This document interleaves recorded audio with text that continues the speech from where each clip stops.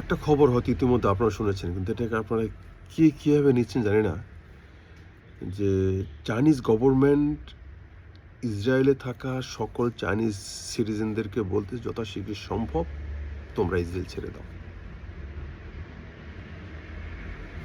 সেই লক্ষ্যে তারা কাজও করতেছে। তারা তাদের মিশর বর্ডার দিয়ে তারা এই চাইনিজ লোকদেরকে পাঠানোর ব্যবস্থা করতেছে নিজ নিজ দেশে। এটা কেন বলবে? কারণ আমরা দেখেছি এই কথাটা বলতে বারবার ইসরায়েলকে, সে যখন কোথায় অ্যাটাক করতো, সেটা ইজিপ্ট হোক, লেবানন হোক, বা সিরিয়া হোক, বা এদিকে এই ইরান হোক, বা গাজা হোক, ইয়ামেন, যেখানে সেখানে যখন তারা অ্যাটাক করতো তার আগেই বলে দিত যে আমি এখানে অ্যাটাক করবো, 2 ঘন্টার ভিতরে তোমরা ফাঁকা হয়ে যাবো।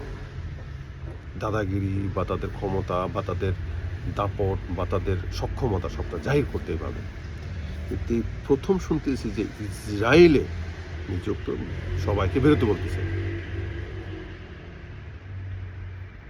কারণ চাইনিজ গোয়েন্দা কিন্তু অনেক স্ট্রং গোয়েন্দা, সিআইএর মতো না।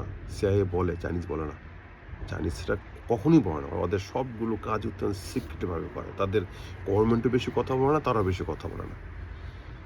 কারণ আজকে ইরান যুদ্ধ চেঞ্জ করে ফেলেছে, ওর স্টাইল টোটালটাই। চিন্তা করতে পারেনি যে ইরান এতদূর চলে যাবে, এরকম করে ফেল দেবে।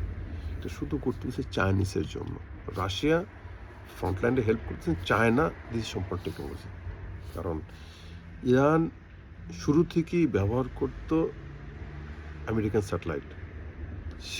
সেখান থেকে ইরানকে চাইনিজরা বের করে এসেছে, বলছে আমাদের স্যাটেলাইট ব্যবহার করো, যেটার নাম সম্ভবত বাইডো, এরকম কিছু একটা। এই বাইডো ব্যবহার করার পর থেকে ধস নেমেছে ইসরায়েলে। এখন কথা হচ্ছে, যেটা আমি চিন্তা করতেছি, যে পাকিস্তান কিন্তু কয়েকদিন ধরে বরাবর বলতেছে যে যে যেখান থেকে আমাকে অ্যাটাক করুক না কেন, আমি পাল্টা অ্যাটাক করব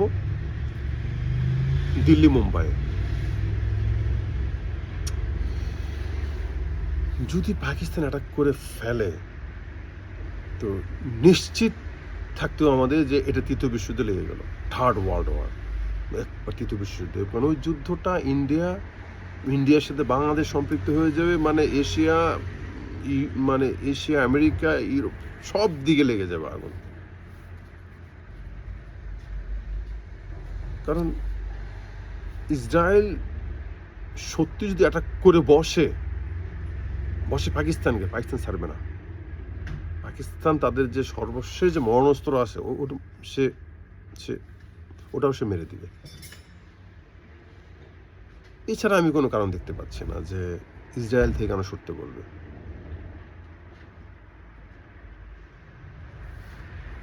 অথবা চীন বা রাশিয়া থেকে ভালো মানের কোনো, উন্নত মানের কোনো অস্ত্র হাতে পড়েছে ইরানের হাতে, যেটা চীন আগেতেই সতর্ক করতেছে। দেখি, চীন খামাখা বলবে না, একটা কিছু কারণ আছে এখানে, বড় একটা কারণ লুকিয়ে আছে এখানে। যেমন দুটো হতে পারে, হয় ইসরায়েল অ্যাটাক করবে এইদিকে কোথাও, আবার এই পাকিস্তানে, অথবা ইরান খুব শক্তভাবে অ্যাটাক করবে ইসরায়েলে। যাক, ভালো থাকবেন সকলে।